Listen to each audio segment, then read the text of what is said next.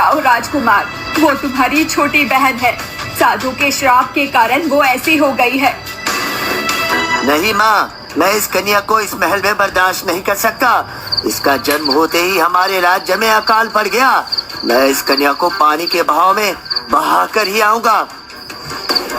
रुक जाओ राजकुमार, ऐसी गलती मत करो।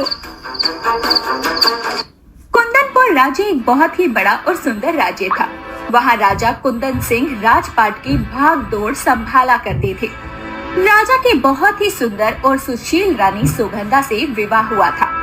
सुगंधा की 2 संतानें थी, राजकुमार धनुष और राजकुमारी पुष्पा। राजकुमार धनुष अपने नाम की तरह धनुष विद्या में काफी निपुण थे। 13 लाख, आपका 1 लाख का इन्वेस्टमेंट 13 लाख बन गया होता अगर आपने बीएससी लिमिटेड के शेयर्स 2019 में। एक दिन एक साधु राजमहल के रास्ते से गुजर रहे थे। तभी उन्होंने सोचा, चलो जाते जाते राजा कुंदन सिंह से मुलाकात करके जाते हैं।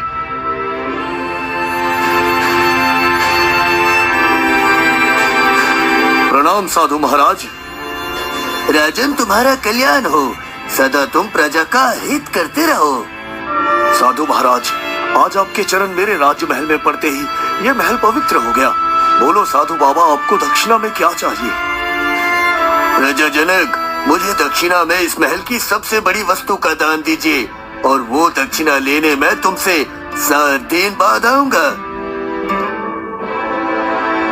ऐसा बोलकर वो साधु राजमहल से चला जाता है। इस महल की सबसे बड़ी वस्तु का दान?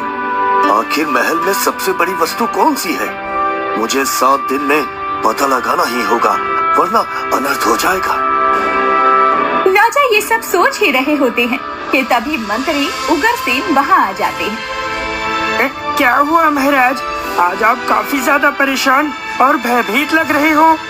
अब राजा कुंदन सिंह मंत्री को साधु वाली सारी बात बता देते हैं। इस महल की सबसे बड़ी वस्तु का दान? महाराज, ये तो बहुत बड़ी समस्या आन पड़ी है, लेकिन आप चिंता मत करो, हम 7 दिन में इस समस्या का हल जरूर निकाल लेंगे। ऐसा बोलकर राजा कुंदन सिंह और मंत्री उग्रसेन दोनों वहाँ से चले जाते हैं।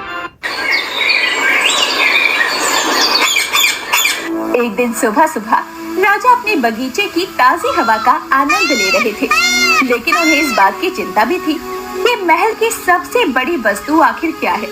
तभी वहाँ पर राजकुमारी पुष्पा आ जाती है।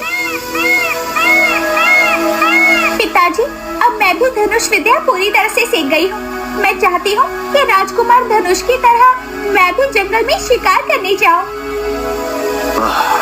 ठीक है पुत्री, लेकिन तुम संभल कर शिकार करना, क्योंकि कभी कभी शिकारी खुद किसी का शिकार बन जाता है। अब राजकुमारी अपने पिता की आज्ञा लेकर वहाँ से चली जाती है और वो अपने रथ को लेकर जंगल की तरफ शिकार करने के लिए निकल जाती है।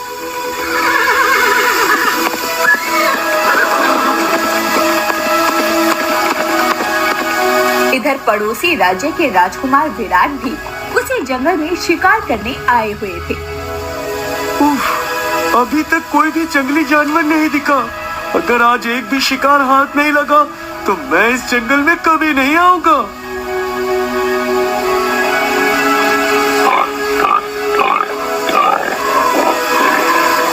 तभी अचानक राजकुमारी को एक जंगली सुअर दिखाई देता है।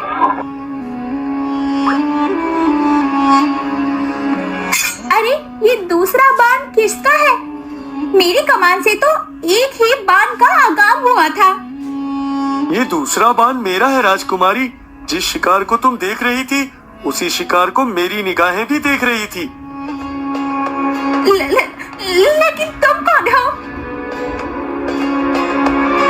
राजकुमारी, मैं आपके पड़ोसी राज्य के राजा सुरसेन का इकलौता बेटा राजकुमार विराट हूँ, और आपके पिताजी और मेरे पिताजी दोनों एक दूसरे के मित्र हैं। हाँ राजकुमार, आप तो धनुष विद्या में काफी ज्यादा निपुण हो।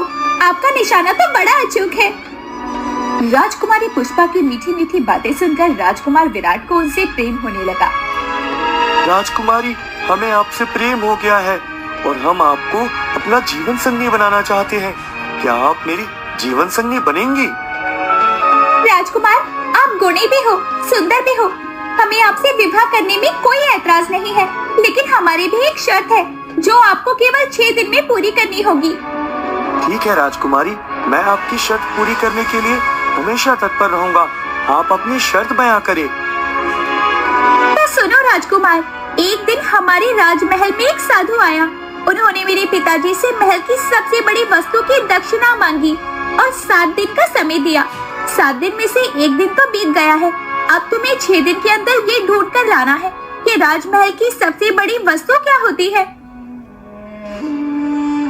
हाँ ठीक है राजकुमारी, 6 दिन बाद हम इसी जगह पर वापस मिलते हैं।